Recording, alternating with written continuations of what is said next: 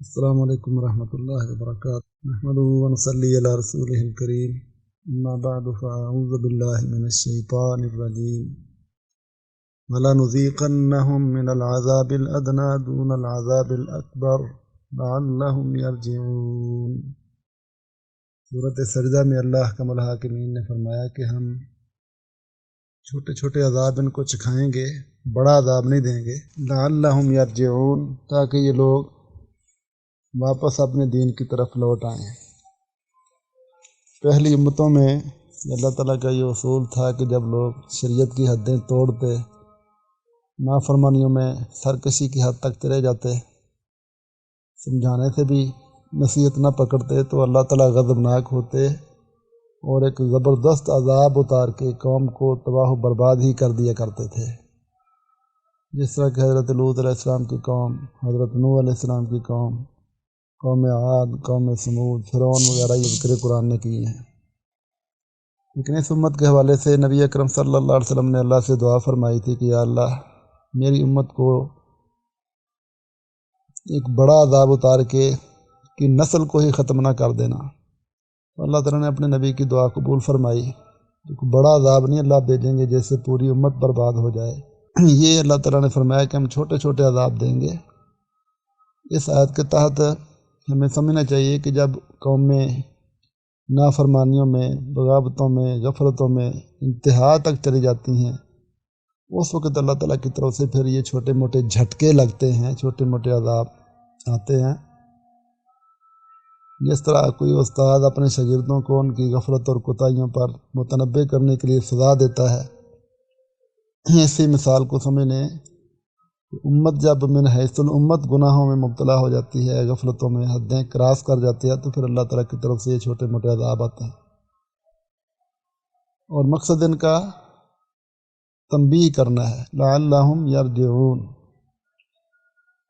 آج ہم دیکھتے ہیں کہ یہ امت میں کبھی زلزلے آتے ہیں، کبھی سیلاب آتے ہیں، کبھی آفتیں آتی ہیں، کبھی وبائیں پھوٹتی ہیں، ہر دور میں کسی نہ کسی انداز سے یہ معاملات لوگ دیکھتے ہیں۔ تو یہ ساری چیزیں عذاب ادنا، چھوٹے چھوٹے عذاب ہیں۔ آگے دنیا میں انسانوں کی دو قسمیں ہیں، کچھ مسلمان ہیں، کچھ کافر ہیں۔ کافر ہمیشہ اپنے انداز سے سوچتے ہیں، وہ کوئی نہ کوئی سبب ہی تلاش کرتے رہتے ہیں۔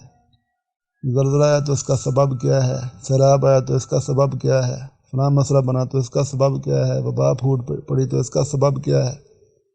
وہ اسباب کو تلاش کرتے ہیں اور پھر اسباب کی روک تھام کرتے ہوئے مقابلہ کرنے کی کیفیت میں آ جاتے ہیں۔ کافروں کے طور طریقے، ان کے کردار یہ ہوتے ہیں۔ لیکن جو مسلمان ہیں، جن کا یہ عقیدہ ہے کہ دنیا کا نظام اللہ کے ہاتھ میں ہے، اللہ تعالیٰ ہی معاملات کی تدبیر کرتا ہے، اس کے حکم کے بغیر کچھ نہیں ہوتا، ان کی سوچ کا زاویہ ایمان کی بنیاد پر مختلف ہے۔ وہ اس بنیاد پر دیکھتے ہیں کہ اللہ جو رحمان ہے، رحیم ہے، کریم ہے، اس نے یہ سزا اور یہ فتنہ اور یہ عذاب مسلط کیا ہے تو لازماً اس میں انسانوں کی کوتاہی اور غلطی ہے۔ اس بنیاد پر وہ سوچتے ہیں، اور دنیا چونکہ عالم اسباب ہے تو اسباب کو بھی مد نظر رکھتے ہیں اور اسباب کی بنیاد پر احتیاط پرہیز بھی کرتے ہیں، لیکن اس کے ساتھ ساتھ وہ اصل سبق بھی سمجھتے ہیں کہ اللہ تعالیٰ ہمارے گناہوں کی وجہ سے غصے میں ہیں، تو وہ فوراً استغفار کرتے ہیں، توبہ کرتے ہیں، اپنے کردار درست کرتے ہیں، اپنے اعمال ٹھیک کرتے ہیں، اپنی دینی زندگی کو درست کرتے ہیں، اور جب وہ استغفار کرتے ہیں تو اللہ تعالیٰ کی رحمت جوش میں آتی ہے، اللہ معاف کر دیتے ہیں اور رحمت نازل کر دیتے ہیں۔ ہم دیکھتے ہیں یہ جو کرونا وائرس پھیلا ہوا ہے دنیا میں، یہ بھی اللہ تعالیٰ کے عذاب میں سے ایک عذاب کی ہی قسم سمجھی جائے گی۔ لوگوں نے حدیں توڑ دیں اللہ تعالیٰ کی اطاعت اور فرما برداری کے حوالے سے۔ آپ دیکھتے ہیں بے حیائی عام ہے، بے پردگی عام ہے، مسلمانوں پر ظلم انتہا سے بڑھ چکا ہے۔ کشمیری کتنے مہینے ہو گئے ہیں کہ لاک اپ میں ہیں، ان کی زندگی کو پابند کر دیا گیا ہے، اور پوری دنیا کو کہا گیا، بتایا گیا، اقوام متحدہ کے اندر آواز اٹھائی گئی، حقوق انسانی کے دعوے کرنے والوں کے سامنے یہ بات رکھی گئی، لیکن کسی کے کان پر جوں تک نہیں رینگی۔ بچوں کو مارا جاتا ہے، بوڑھوں کو مارا جاتا ہے، ظلم اپنی انتہا کو پہنچا ہوا ہے۔ اسی طرح دنیا کے دیگر خطوں میں عبادات کے حوالے سے کوتاہیاں، سود کھانا، معاشی نظام کو ایک بت بنا کر پوجا گیا۔ لوگ سمجھتے ہیں کہ کاروبار کرتے ہیں، کیا کریں، ٹائم ہی کوئی نہیں، نہ نمازوں کا خیال، نہ جمعے کا خیال، نہ تلاوتیں۔ لوگوں نے قرآن پڑھنا چھوڑ دیا، حدیثیں پڑھنا چھوڑ دی، دین کا علم حاصل کرنا چھوڑ دیا۔ لوگوں کی حالت دیکھو، بچوں کو پڑھاتے ہیں، بیٹوں کو بیٹیوں کو 20-20 سال پڑھاتے ہیں، لیکن سوچ صرف یہ ہے کہ یہ پڑھے، ڈگری لے کر اور اس کو لمبی چوڑی تنخواہ ملے۔ یہ معیشت کا ایک بہت بڑا بت بن چکا ہے، جس کے لیے زندگیاں وقف ہیں، اولادیں وقف ہیں۔ بوڑھے بھی کام کریں، لڑکیاں بھی کام کریں، عورتیں بھی کام کریں۔ پردے کے حوالے سے دیکھ لو، نافرمانیاں انتہا پر ہیں۔ سمجھانے والے علماء سمجھاتے رہے، لیکن کوئی پرواہ ہی نہیں کسی کو۔ نماز پڑھنے والے بھی، ان کے کاروبار دیکھ لو، ملاوٹیں، جال سازیاں، جوئے بازیاں۔ یہ اسباب ہیں اصل جن کی وجہ سے اللہ ناراض ہے۔ اب جو مسلمان ہیں ان کو اپنی سوچ اور سمجھ کی بنیاد اسلام کو بنانا چاہیے تھا۔ وہ یہ سمجھتے کہ ہمارے اندر کوتاہیاں ہیں، ہمارے عقیدوں میں بگاڑ ہے، ہمارے اعمال میں بگاڑ ہے، ہمارے اخلاق میں بگاڑ ہے، آپس میں لڑائیاں ہیں، کافروں سے محبتیں ہیں، عقیدے شرکیہ حد تک بگڑے ہوئے ہیں، کفریہ حد تک بگڑے ہوئے ہیں، حجامتیں درست نہیں، لباس درست نہیں، اخلاق درست نہیں، بے پردگی انتہا کی۔ اب اللہ کے نبی کی ایک حدیث ہے، میں جب بے حیائی عام ہو جائے، اعلانیہ حدیں توڑ دی جائیں، تو پھر اللہ ایسی ایسی بیماریاں پیدا کریں گی جو تم نے اور تمہارے آباء و اجداد نے سنی تک نہیں ہوں گی۔ اب دیکھو یہ بیماریاں ایسی ایسی آ رہی ہیں، لوگ کہتے ہیں نئی بیماری ہے، سنی بھی نہیں ہے، تو اس کا سبب بے حیائی ہے، پیچھے بے پردگی بے حیائی ہے۔ بے پردگی سے آنکھیں بدکار ہوتی ہیں، کان بدکار ہوتے ہیں، ہاتھ بدکار ہوتے ہیں، پاؤں بدکار ہوتے ہیں، زبان بدکار ہوتی ہے، سارا جسم بدکار ہو گیا صرف بے پردگی کی وجہ سے۔ تو یہ چیزیں سوچتے کہ ہمارا دین ہمیں کیا کہتا ہے اور ہم کیا کر رہے ہیں، کس طرف جا رہے ہیں۔ نہ قرآن پڑھتے ہیں، نہ حدیث پڑھتے ہیں۔ تو اس چیز کو سوچ کر اللہ کی طرف پلٹتے، اللہ کی طرف رجوع کرتے، اپنے گناہوں کی معافیاں مانگتے، اپنے کردار درست کرتے، اپنے کاروبار ٹھیک کرتے، اپنے لین دین ٹھیک کرتے، اپنی حجامتیں، اپنے لباس، گھر کے ماحول، بچوں کی تربیتیں، بیٹیوں بیٹوں کے معاملات کو درست کرتے اخلاص کے ساتھ اور اللہ سے معافی مانگتے۔ یہ تھا اصل حل، لعلہم یرجعون۔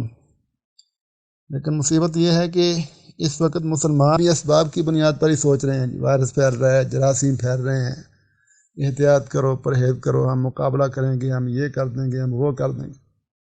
سارا زور اسی چیز پر ہے، اور جو اصل معاملہ ہے توبہ کرنے کا، اس طرف ہماری توجہ کوئی نہیں۔ یہ بڑی دکھ والی بات ہے۔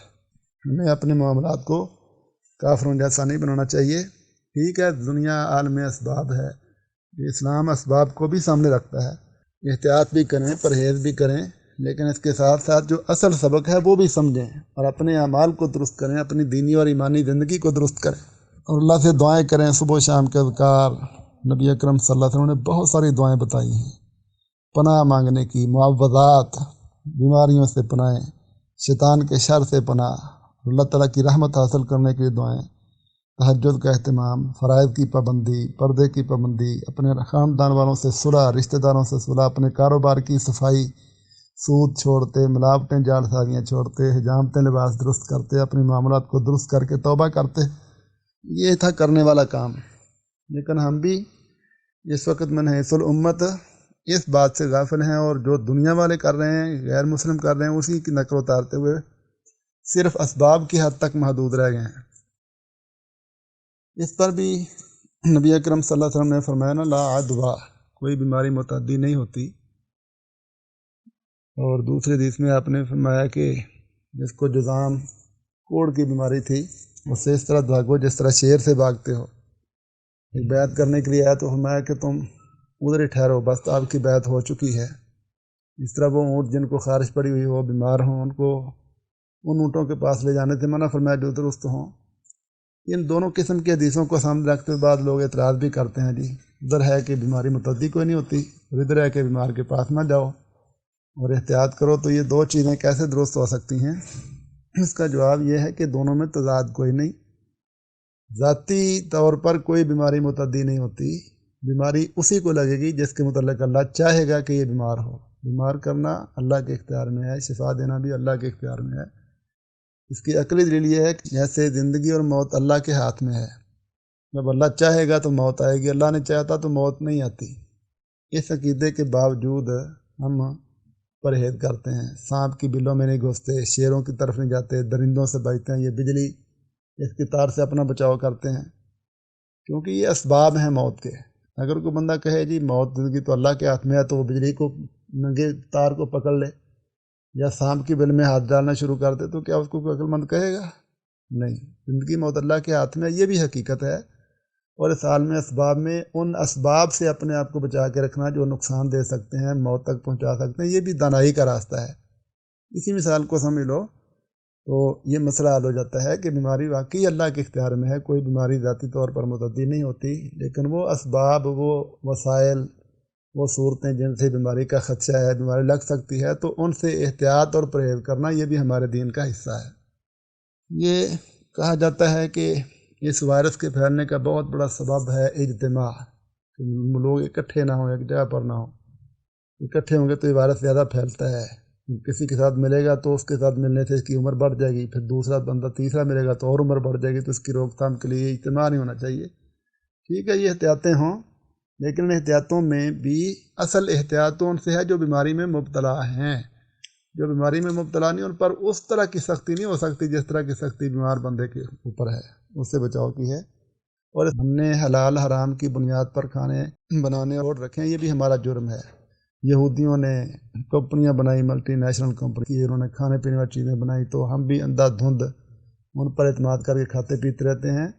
ان کے نزدیک تو حلال حرام کا امتیاز ہی کوئی نہیں، وہ کتے بھی کھاتے ہیں، سور بھی کھاتے ہیں، چوہے بھی کھاتے ہیں، پتہ نہیں کیا کیا۔ ہم مسلمان ہیں، ہمیں صرف حلال چیزیں کھانی چاہیے۔